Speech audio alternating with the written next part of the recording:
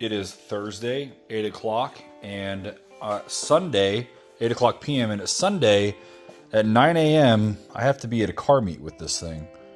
And I am nowhere close to being done. I have parts here, parts over there, and I've got some friends in town that are going to be here the next week, and I'd like to drive the Celica as well, and I've got stuff to do with it. Am I the only one that just takes on way too many projects all at one time? All right, so I'll get you guys caught up, a little bit of a sit rep on what's been going on with the car projects. As you can see, I've got the BMW pulled apart just a little bit. What we're working on, this car has right at 165,000 miles right now. Again, this is a 2015 M3. And while this thing has been on lowering springs since the day that I got it, it has also been on the original EDC, electronic dampening suspension since I bought it. And as you can see right here, these are the originals from the fronts, at least. As I had pulled them out, you can see the wires and everything for them here.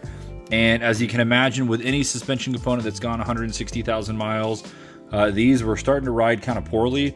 Now, when they're on full stiff, they're okay, but going over bumps and stuff like that, horrible. And I was kind of starting to not like the car because of how worn out these were, specifically with the rears. And now I have been working on putting new Bilstein B6 Damptronics on here so I can still keep my electronic dampening and everything working with that. And I've got these for both the front and the rear. Just today, got the package for the rear suspension. So here's the two for the rear. That should be a little bit easier to install. And then I am pretty much done with the fronts, but I ran into an issue where I guess I didn't keep the pieces. I thought I did. Yeah, here we go. So when I was pulling apart my original stuff, these are the boots, the strut boots, or what's left of them. And as you can tell, this goes on the top of the spring perch, and this kind of dangles down below. And yeah, these are all shredded on both the fronts. And as you can kind of see, I put the front passenger side back together, but I just kind of threw the boot in there and I was like, yeah, that just doesn't look good. You can see probably a little bit better there. I was like, yeah, that's just not the right way to do that. And if I'm putting the new struts in here, I might as well get some new dust boots as well. So I finally picked up at BMW today. I had to order them, but you can see here are the replacement boots. They're not that expensive. They're maybe 30 bucks a piece or something like that. But that will definitely, look a lot nicer and hopefully protect the inner workings of the struts a lot better than, well, these are not going to do. So we're going to chuck those back in the trash. So we've got to finish putting this back together. This one I've left apart so that way I can put the spring and the boot and everything back together.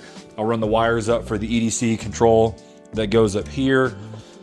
This side I will have to take back apart, which isn't really that hard. I'm hoping I can just actually drop the main center strut nut, since with these lowering springs there's really no compression on them when they're unloaded, so I don't have to worry about like killing myself with the springs coming apart.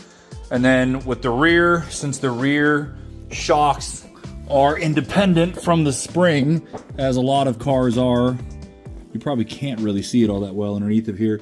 There's the spring, and on the other side of it you can see this one's really bad. This has been leaking oil for a long time. Those pop out, and I think mine is dropping. I might have to drop this spring perch down below. I might have to drop that. Oh yeah, you can see it right there. So once that's dropped, I think there's one bolt on the bottom and two more on the top. So honestly, that should come out pretty easily. I just got to finish putting the front back together. And then because I'm retarded, I get to order a new, well, it's already coming in, but I have to order a new end link. Well, install a new end link over here because this one got kind of marred putting it back together and it's not tightening up where I'm happy with it. So tomorrow, Friday, 2 days before my meet, I will have a new sway bar end link. So I'll have to put all this back together and then jack up the rear of the car, do the rear suspension, and then I'll be able to take the front wheel back off. And I honestly have to lift up the whole car because that's the mistake I made the first time, so I forget. You have to jack up both sides of the front of the car when you're dealing with the sway bar end links, otherwise they're impossible to get off. So I'll have to put all this back together and then take it back apart, at least on this side of it here. Passenger side to get to that. And then as far as the Celica goes, been working on this for a while. I've had a broken door handle, and as you can see, it is not broken anymore. I had to do some plastic welding, jerry rigging things to fix it. Otherwise, this is what happens. The internal handle breaks. So when I had both handles broken, it was pretty much impossible to use this car without, you know, leaving the windows down or something like that. So I've got the doors working. I'm not sure how it's gonna work in the long run, but the shifter in this car was really worn out. It was just super sloppy, barely even bolted together. It was so worn out, so bad. So I found a short shifter, which replaced the whole entire assembly underneath of all this in this car. Unfortunately, it's pretty much an eBay part, and it works for a bunch of different Toyotas. And while it's a lot more notchy, I've noticed that sometimes it doesn't always feel like it engages in the gear that well. And I'm not exactly sure if that's just because it's a cheap part that's not exactly machined perfectly, or if it's just wear and tear, which is my guess. It's probably wear and tear in the upper part of the transmission. So I'm gonna hope that holds. I mean, this is way tighter than it ever was before, even though I still feel like it could be better. But got the interior at least kind of cleaned up. And I'm hoping this last little trick is gonna do me in for being able to use this car. As you can see over here, I've got a battery bank. I've got a couple different batteries that I've been charging for a while, but none of them have really been holding a charge all that well because they're older.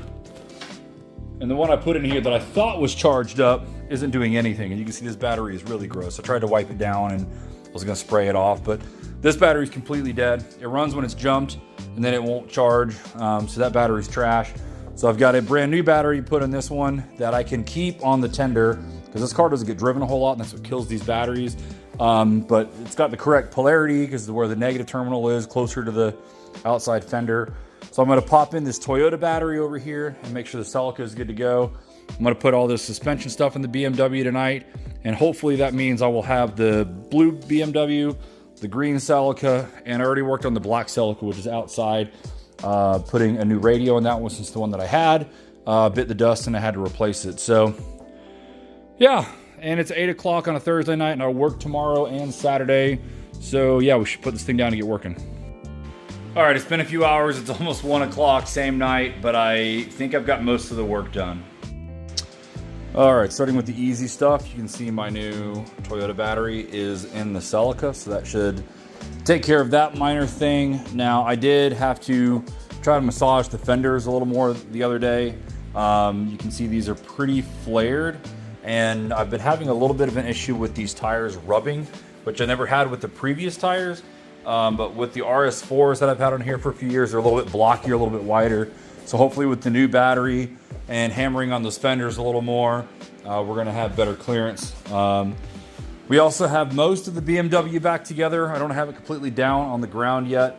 I was able to get everything back together, minus I'm gonna wait to finish the front passenger side, putting this new boot on, mainly because it's kind of a pain, but I do have to remove the end link on this side, and I figure I'll just wait to take it all apart when I have all the pieces back together. So technically I could put this car back down. That end link is on, it's just not as tight as I'd like it to be. So technically it could be driven if it needed to be. Got the driver's side all put together. Just need to clean up some of my wire tucking for the EDC sensors. That plug in right there. And the rears are now done. Mine is just putting the wheels on and lowering the car back down. You can see the new Bilsteins in there. Everything fits really nicely. This side, the rear passenger side, was the side that I knew not long after I bought the car was leaking. And let me just show you guys how bad it is. I've been really behind on getting this project done. So here's those two front ones we talked about earlier. Here are the two rear ones. And can you tell which one is the driver's side? Yeah, so as you can see, this is the driver's side. You can even just tell, and I've actually cleaned the underside of this car before. So at one point I had this strut clean. This thing is completely out of fluid right now. And you can see it is completely compressed and has no chance of coming back up. Interestingly enough, I don't think I've ever seen suspension as worn out as this. But here is the bump stop, which you can tell has just been getting absolutely crushed. With this strut being blown. So that explains why this thing's kind of rode really rough, especially under the soft suspension mode. Let me try to get this strut to come up because there's another interesting, oh God, I can't even get this thing to come up. It's so blown. This is a first for me as well.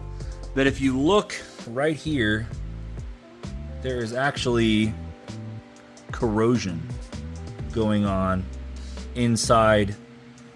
Like you can see this, a little bit of corrosion on the top of this one, which I guess they both have it. But look at how bad this is getting. It's been chewing through, and that's probably actually what's blown the seal on this side, is this has got some age on it. Again, this car is a 15, so it's 9 years old and about 165,000. But I'd be willing to bet that type of corrosion is what started to blow this strut out.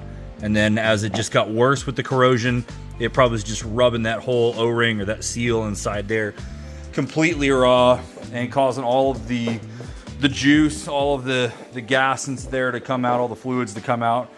And yeah, you can see how bad this is. And it's just been really poor. Like, I don't know if you can see it on video, but there is, I mean, it takes absolutely no effort to compress that down.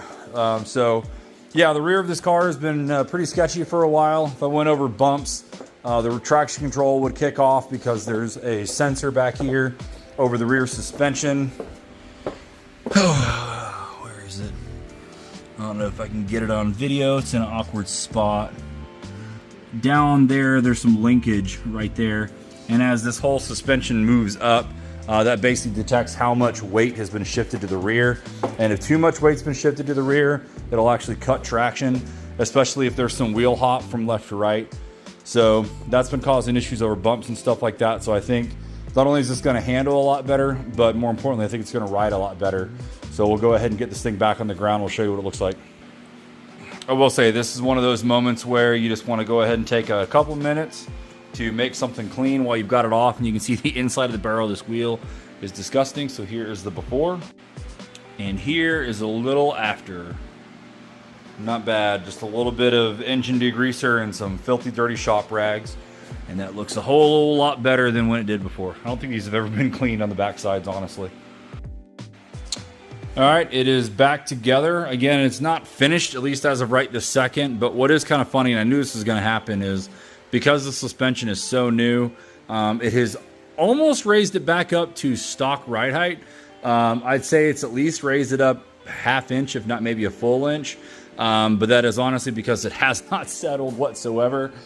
These shocks and struts were so tight compared to what came out of them that I was really having a hard time. Only the rears I could actually get enough force to press down on. So those other ones, you know, yes, this car's lowered, but I think also just having those blown, worn out suspension components just makes everything worse. So I'll be excited. I wish I could go ahead and finish putting all this stuff back together, all the strut braces and everything. I'm so tempted to just go take it for a drive and move all this crap out. But with that end link being not exactly tight, I don't really want to play around with that. And honestly, not having all these braces and stuff up front, which there's two of. There's an aluminum brace that goes around the top side, and then of course the carbon fiber one that comes around. It wouldn't drive like a finished result anyway with all that stuff removed. So I just need to be patient. I need to pick up my parts tomorrow unless they get shipped to the house, and get this thing back together tomorrow night. So we're gonna go ahead and get cleaned up and wrap up, and we'll see you guys tomorrow.